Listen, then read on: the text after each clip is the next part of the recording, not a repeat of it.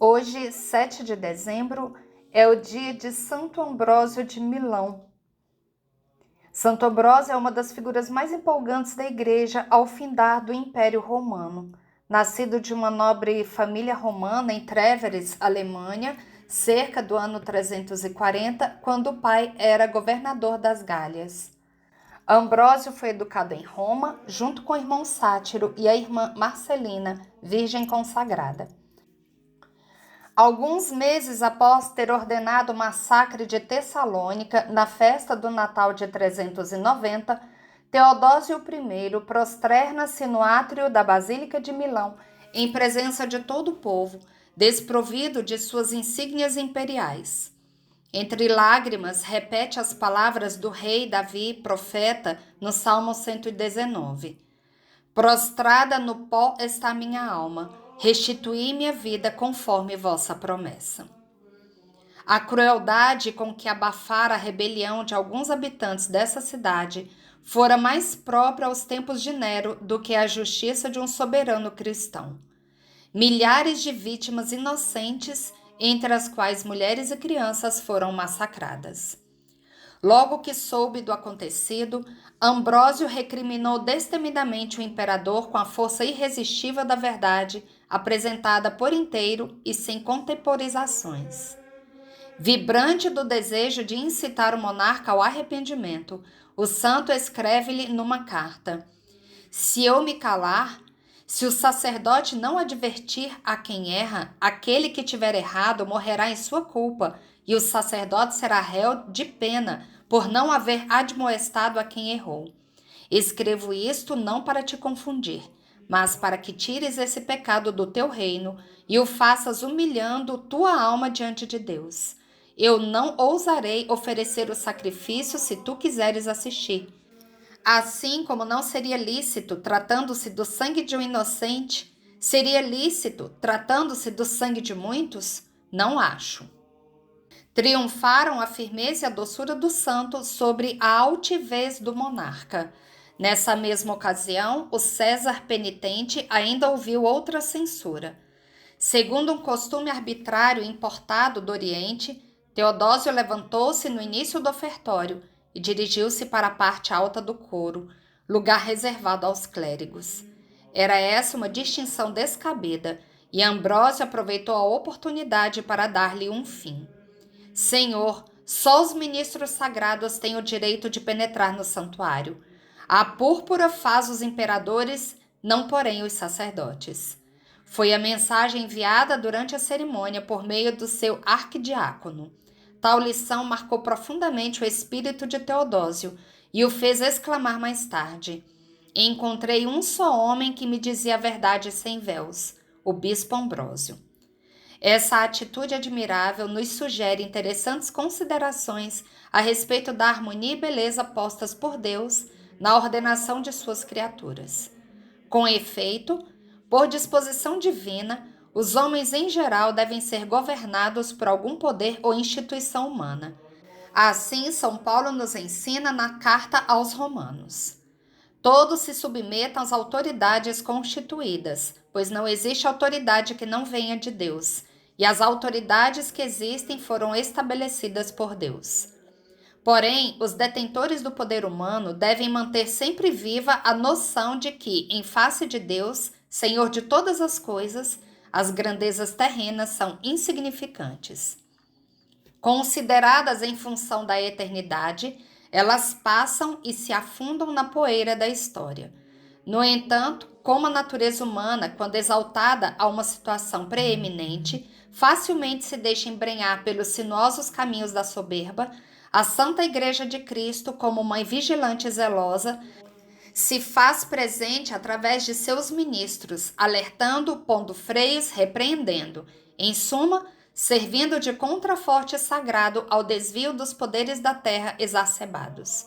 O grande Santo Ambrósio de Milão, doutor da Igreja, é um rutilante exemplo desta verdade. Situa-se o nascimento de Ambrósio em torno do ano 340 em Trèveris, onde seu pai exercia o cargo de prefeito do Império Romano. Pertencente à ilustre família senatorial, entre cujos antepassados contavam-se cônsules romanos, honra ainda maior lhe adivinha de uma tia-avó, a Virgem e Mártir Santa Soteres, cujo sangue generoso regara o pavimento da Via Ápia no ano de 304.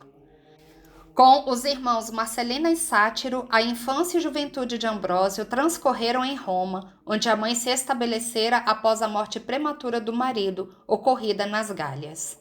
Marcelina, ainda muito jovem, se consagrará como Virgem de Cristo nas mãos do Papa Libério. Ela será, na vida de Ambrósio, um apoio, um consolo e uma bênção. Sendo alguns anos mais velha, estará vigilante junto ao berço do irmãozinho e rezará de joelhos no túmulo do santo bispo. Sátiro, de prodigiosa semelhança física com Ambrósio, acompanhará os dois irmãos na carreira da perfeição e os precederá nos umbrais da eternidade. Um fato encantador narrado pelos primeiros biógrafos do santo evoca o ambiente cheio de piedade que reinava naquela família e ressalta a precoce intuição do pequeno Patrício. Durante uma visita do bispo de Roma à casa dos Ambrósios, observara ele que todos tinham beijado a mão do venerável pontífice. Tendo este partido, o menino decidiu oferecer sua mão direita às criadas e à própria irmã para receber o ósculo de respeito. Marcelina recusou-se a prestar-lhe tal homenagem. Anos mais tarde, cheia de veneração e ternura, ao beijar a mão de seu irmão já bispo, ambos lembraram-se do inocente episódio. A educação de Ambrósio foi profundamente romana. Leituras de Vigílio, Cícero e Sêneca, completadas pelo estudo do direito, gravaram em seu espírito e em seu caráter uma impronta inconfundível de lógica, clareza e habilidade dialética, colocadas mais tarde a serviço da fé. Com pouco mais de 30 anos, transferiu-se para Milão, a segunda capital do império, e sé dos imperadores cristãos, bem como capital das províncias de Ligúria e Emília, ao ser nomeado governador destas províncias pelo imperador Valentiniano I. Apesar do fervor cristão de Ambrósio e da sua rejeição pelo ambiente licencioso da Roma de então, como também das ideias arianas que corriam livremente em Milão, pela simpatia por esta heresia do bispo Auxêncio, ainda não tinha ele recebido o batismo ao completar os 33 anos. Devia-se isto a um censurável costume da época, combatido pelos padres da igreja, retardar a recepção desse sacramento pelo vão temor de ser ele profanado por um pecador posterior. Enquanto isso, o catecúmeno alimentava a ilusória esperança de alcançar sem risco a salvação eterna, sendo batizado só no momento da morte. Estava Ambrósio, há 2 anos à frente do governo de Milão, quando faleceu Auxêncio em 374. Os bispos vizinhos, reunidos em uma das basílicas da cidade para eleger o substituto, não chegavam a um acordo. O povo nas naves da basílica se impacientava esperando a decisão. Ambrósio bispo, Ambrósio bispo, Ambrósio bispo. Este brado, vindo de uma voz clara e infantil, irrompeu no meio do tumulto das pessoas ali presentes. Como se tivesse ouvido uma ordem do céu, a multidão repetiu: Ambrósio bispo, que Ambrósio seja nosso bispo. A história não deixa claro se, ao dar tal exclamação, a criança foi inspirada diretamente pelo Espírito Santo ou se foi impelida por alguma alma conhecedora da virtude do santo, receosa de ser escolhido um bispo ariano. O certo é que, aos 34 anos, Ambrósio, ainda catecúmeno, não se resignava a aceitar o cargo que o povo, o clero e até a aprovação obtida do imperador queriam impor-lhe a todo custo. Entretanto, de nada valeram seus argumentos, nem mesmo uma frustrada fuga. Por fim, a inspiração do céu se fez sentir e o coração generoso do jovem Patrício cedeu diante da vontade divina, que o compelia a subir os degraus do altar e do sólio episcopal. A 7 de dezembro daquele mesmo ano, Ambrósio recebeu a dignidade sacerdotal, logo seguida da episcopal. Tinha sido batizado 8 dias antes. Senhor, exclamou, cuida do teu ofício e guarda o dom que me entregaste, ainda que resistindo, Eu sabia que não era digno de ser chamado bispo, porque me havia entregado a este século, mas pela tua graça eu sou o que sou, e sou pelo menos o menor de todos os bispos e o de menos mérito. A igreja de Milão não demorou muito a experimentar quanto de fato a voz do povo tinha sido a voz de Deus. A graça não destrói a natureza, pelo contrário, muitas vezes se serve dela como suporte ou receptáculo. Tornando-se bispo, Ambrósio sublimará ainda mais os predicados que faziam dele um homem íntegro, reto e dedicado. O sacramento da ordem transformará e elevará mais ainda seu espírito forte e seu caráter superior.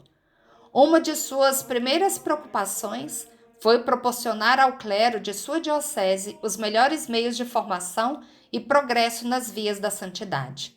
Para tal, nada mais excelente do que propor-lhes uma vida na qual o ministério pastoral está intimamente enraizado na oração.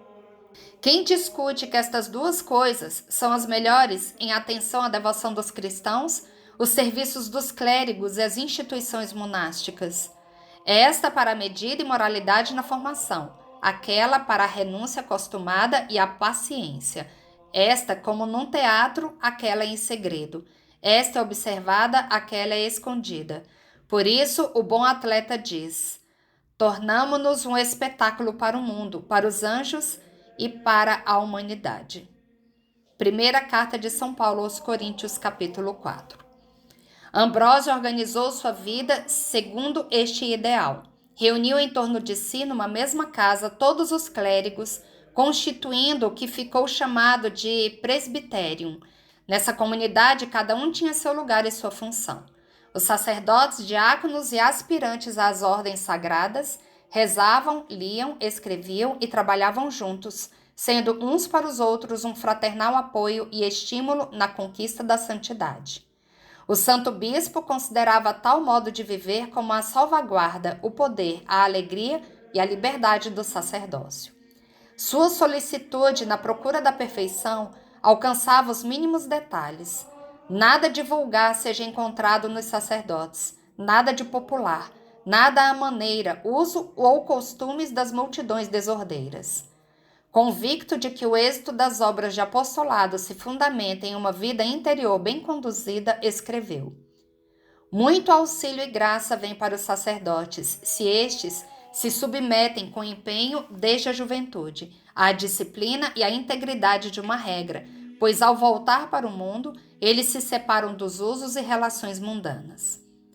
Essa escola clerical de santidade fundada por Ambrósio foi fecunda em homens apostólicos, que mais tarde haveriam de ocupar vários sólios episcopais da Itália, pois sua ação pastoral não se restringiu apenas à diocese de Milão. Fundou 9 outras dioceses, para as quais escolheu e consagrou bispos dignos e preparados. Sua influência se estendeu até a Panônia, Dácia e Macedônia, e esteve pessoalmente na Aquileia, Sirmio, Vercelli, Bolonha, Florença e Pávia, além de Roma. Ambrósio se dedicou particularmente ao estudo das Sagradas Escrituras. Ontem catecúmeno, hoje bispo, ele precisava aurir com rapidez a ciência sagrada e nela tornar-se o primeiro entre seus clérigos. Um verdadeiro mestre, escrevia-lhes ele, é aquele que não aprendeu só o que ensina a todos, pois os homens aprendem mais quando ensinam e recebem do que entregam aos outros. Fui tirado dos tribunais e da administração e elevado ao sacerdócio, e comecei a vos ensinar o que eu próprio não aprendi. Por isso aconteceu que comecei a ensinar antes de aprender. Assim, pois, para eu aprender é simultâneo ao ensinar, porque antes não tive tempo de aprender. O antigo governador da Ligúria lançou-se nessa faina com tanto brio quanto amor, frutificando-a em seguida numa produção literária que atravessa os séculos e suscita a admiração e o enlevo dos que nela se abeberam. Os escritos de Santo Ambrósio, concebidos com intuito primordialmente pastoral, revelam um coração nobre e amável, a par de uma doutrina moral discreta, sábio e prudente. Foi um ardoroso cantor da castidade perfeita, pois sabia bem que as brutalidades do paganismo podiam ser lavadas pela luz da virgindade cristã. Sua primeira obra a esse respeito, sobre as virgens, a fez para a própria irmã Marcelina, recompilando suas homilias sobre o tema, às quais ela não pudera estar presente. Era uma perspectiva nova e fulgurante da virgindade. Enalteceu ele de tal modo a pureza que, de todas as partes, jovens desejosas de se consagrar a Deus o buscavam para fazê-lo sob sua orientação. Apesar do brilho de seu talento, ele possuía essa marca de superioridade que consiste em não se deixar embriagar pelas próprias obras. Por isso, ele as submetia ao juízo e à crítica de algum amigo autêntico, procurando despojar seu estilo de tudo quanto não fosse a sinceridade da fé e a sobriedade da afirmação. E a eloquência de seu espírito contemplativo e piedoso desbordava por igual em seus discursos públicos e na composição, tanto da melodia quanto da letra, dos famosos hinos chamados mais tarde ambrosianos. Nesta breve resenha, não podemos deixar de lembrar uma das principais glórias de Santo Ambrósio, a de ter lavado nas águas batismais o jovem maniqueu de Tagaste, na vigília pascal de 387. A imortal pluma deste último evoca tal acontecimento. Vim ver o bispo Ambrósio entre os melhores de toda a terra, piedoso servidor teu, que com ânimo servia ao teu povo, a fina flor do teu trigo, a alegria do óleo da oliveira e a sóbria embriaguez do vinho. A ele, porém, fui conduzido por ti, sem o saber, para que por ele fosse conduzido a ti com consciência. As palavras proferidas por Ambrósio aos domingos no púlpito da Basílica de Milão muito contribuíram para a conquista do grande Agostinho. Por outro lado, a irradiação da virtude desse homem, no qual transparecia tão alto grau de união com Deus, foi aos poucos tornando a alma do futuro bispo de Hipona ávida de abraçar as verdades eternas. Já convertido Agostinho, Ambrósio continuou sendo seu modelo e a luz de seus passos, a ponto de ele exclamar com entusiasmo de discípulo e amor de filho: administrador insigne de Deus, a quem venero como um pai, pois em Cristo Jesus, pelo Evangelho, ele próprio me gerou, e dele, como ministro de Cristo, recebi o banho da regeneração. Falo do bem-aventurado Ambrósio, de cujos favores, firmeza, trabalhos e perigos, seja com obras ou com sermões, em prol da fé católica, eu sou testemunha, e comigo não duvida em proclamá-lo o mundo romano. A indigente luta travada contra o arianismo, as perseguições da imperatriz Justina, as intervenções junto aos imperadores para fazer prevalecer sempre a ortodoxia e a paz cristã, os múltiplos trabalhos à frente da igreja milanesa e o desvelo pastoral pelo rebanho minaram sua saúde. Desejoso de alcançar as inefáveis alegrias da visão beatífica, o santo varão podia, com propriedade, proferir estas palavras escritas em seu Tratado da Boa Morte: Seguimos-te, Senhor Jesus, mas para que te sigamos, fazei-nos vir, porque sem ti ninguém sobe, pois tu és o caminho, a verdade, a vida, a possibilidade, a fé, o prêmio. Assume-nos como via, confirma-nos como verdade, vivifica-nos como vida. Contava 57 anos, dos quais 23 de plenitude do sacerdócio, quando sentiu chegar a hora do encontro com o Supremo Juiz. Pouco tempo antes de adoecer, na quaresma de 397, predisse que não viveria até a Páscoa. Entretanto, o infatigável zelo de Ambrósio não conhecia limites. No início desse ano, havia se dirigido a Vercelli para apaziguar a diocese e consagrar Honorato como bispo. Depois viajara a Pávia para presidir uma nova ordenação episcopal. Seu derradeiro escrito, o comentário ao Salmo 43, não pôde ser concluído. Não temo a morte, porque temos um bom Senhor. Na manhã do sábado santo, 4 de abril de 397, após ter recebido o viático das mãos de Santo Honorato de Vercelli, abandonou suavemente esta terra para celebrar a Páscoa na felicidade perpétua, onde não se conhecem lágrimas, nem luto, nem dor, e aí receber a herança do vencedor. Oração composta por Santo Ambrósio. Senhor Jesus Cristo, eu, pecador, não presumindo de meus méritos, mas confiando em vossa bondade e misericórdia, temo, entretanto, e hesito em aproximar-me da mesa de vosso doce convívio. Pois meu corpo e meu coração estão manchados por muitas faltas, e não guardei com cuidado meu espírito e minha língua. Por isso, ó bondade divina e temível majestade, em minha miséria recorro a vós, fonte de misericórdia. Corro para junto de vós a fim de ser curado.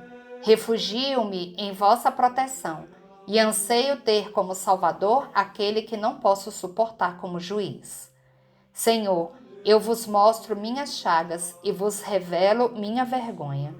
Sei que meus pecados são muito grandes e temo por causa deles, mas espero em vossa infinita misericórdia. Olhai-me, pois, com vossos olhos misericordiosos, Senhor Jesus Cristo, Rei eterno, Deus e homem, crucificado por causa de nós homens. Escutai-me, pois espero em vós. Tende piedade de mim, cheio de miséria e pecados, vós que jamais deixareis de ser para nós a fonte da compaixão. Salve, vítima salvadora, oferecido no patíbulo da cruz por mim e por todos os homens. Salve, nobre e precioso sangue, que brota das chagas de meu Senhor Jesus Cristo, crucificado, e lava os pecados do mundo inteiro. Lembrai-vos, Senhor, da vossa criatura resgatada por vosso sangue. Arrependo-me de ter pecado, desejo reparar o que fiz. Livrai-me, ó Pai clementíssimo, de todas as minhas iniquidades e pecados, para que, inteiramente purificado, mereça participar dos santos méritos. E concedei que vosso corpo e sangue, que eu, embora indigno, me preparo para receber, sejam perdão para os meus pecados e completa purificação de minhas faltas. Que eles afastem de mim os pensamentos maus e despertem eficazes obras que vos agradam, e protejam meu corpo e minha alma contra as ciladas dos meus inimigos. Amém.